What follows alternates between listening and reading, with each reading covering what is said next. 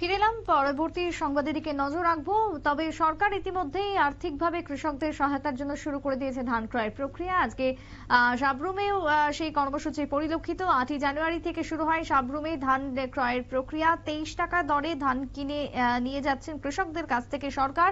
ব্রজেন্দ্রনগরে এবছর বন্যার কারণে কৃষকরা ব্যাপকভাবে ক্ষতিগ্রস্ত হয়, যার কারণবশত উৎপাদনের হার অনেকটাই কম অন্যান্য বারের তুলনায়। তবে এবার কৃষি দপ্তরের পক্ষ থেকে 300 মেট্রিক টন ধান কৃষকদের কাছ থেকে ক্রয় করার সিদ্ধান্ত নেওয়া হয়েছে বলে জানাচ্ছেন আধিকারিকরা। কি বক্তব্য আজ উঠে এসেছে সাবরুমের সাতচান্দ ব্লক থেকে, শুনুন।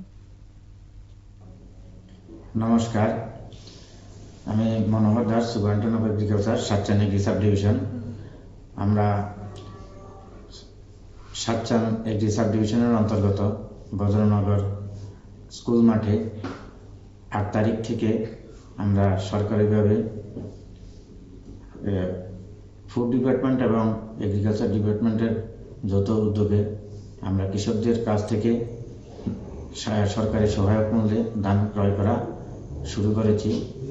আমাদের এবছরের বন্যায় ক্ষতিগ্রস্ত ব্যাপক হারে হয়েছে সাবরুমের ওই এলাকাগুলোতে, এবং কৃষকরা বন্যার পরেও যেভাবে আবার মাঠে ঝাঁপিয়ে পড়ে ধান লাগিয়ে এখন ভালো উৎসাহ নিয়ে ধান বিক্রি করতে এসেছেন এবং ধান বিক্রি করছেন।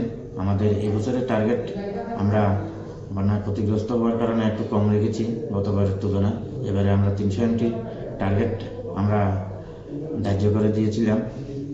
এখনো পর্যন্ত আমরা প্রায় 260 এমটি রেজিস্ট্রেশন হয়ে গেছে এবং আমাদের এটা আগামী 11 তারিখ পর্যন্ত চলবে, এবং আমরা আশা করি এই টার্গেট আমরা ফুলফিল করে নিতে পারবো এবং কৃষকরা উৎসাহের সহিত ধান বিক্রি করছে।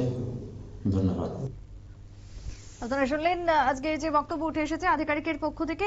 গত 8 তারিখ থেকে শুরু হয়েছে, অর্থাৎ গতকাল থেকে, এবং 11 তারিখ পর্যন্ত চলবে ধান ক্রয়ের প্রক্রিয়া। এখনো পর্যন্ত 270 মেট্রিক টন ধান বিক্রয় হয়েছে কেন্দ্রে, এমনটাই জানালেন আধিকারিক। ছোট্ট বিরতির পর ফিরছি, সঙ্গে থাকুন।